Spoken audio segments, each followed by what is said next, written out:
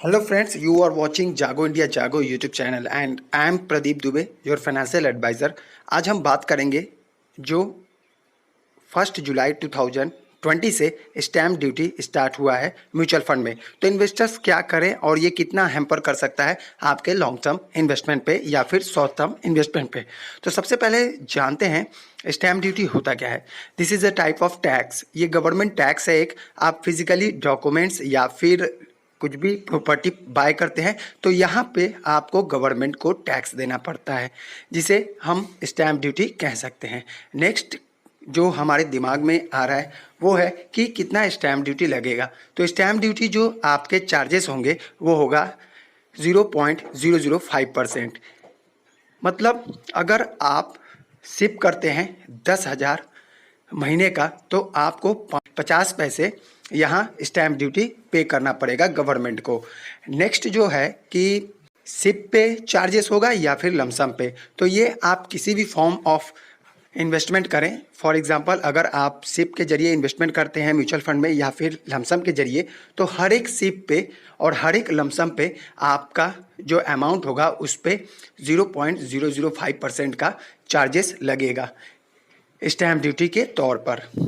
अब जो बात करें सबसे ज़्यादा हैम्पर कौन सा फंड होगा, तो यहाँ पे ओवरनाइट फंड या फिर जो शॉर्ट टर्म के लिए डेट फंड में इन्वेस्टमेंट करते थे कि हमें कुछ बेनिफिट्स मिल जाए, तो यहाँ पे वो कहीं ना कहीं इफ़ेक्ट करेगा, क्योंकि आपके इन्वेस्टमेंट के साथ साथ ही जो आपका इन्वेस्टमेंट अमाउंट है उस पर चार्जेस स्टैम्प ड्यूटी लगेंगे और रिटर्न में कुछ ना कुछ देखा जाएगा। अब बात करेंगे कि मान लीजिए 10,000 आप इन्वेस्टमेंट करते हैं तो सालाना आप 1,20,000 इन्वेस्टमेंट करते हैं, और यही प्रक्रिया अगर आप 15 ईयर्स के लिए करते हैं तो 15 ईयर्स में आप 18 लाख इन्वेस्टमेंट करेंगे। और कैलकुलेट करेंगे अगर इसे 18 लाख को 0.005% का तो 90 रुपीज़ आपका आएगा। तो बहुत ही छोटा सा अमाउंट है यहाँ पे, लेकिन सबसे बड़ी बात ये है कि इसके होने के बाद इन्वेस्टर्स को ये पैनिक रहेगा कि आने वाले दिनों में ये स्टैम्प ड्यूटी बढ़ता हुआ नज़र आएगा।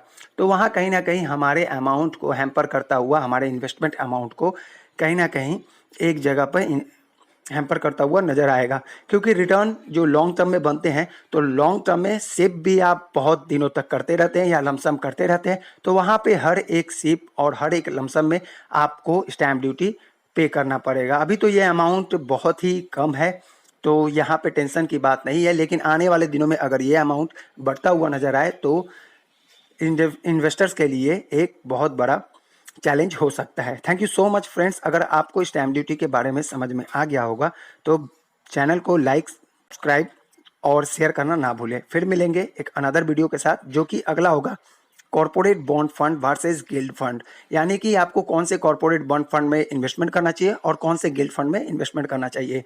तो नेक्स्ट वीडियो हमारे इसी पे होगा। Thank you so much for watching. Good morning and take care.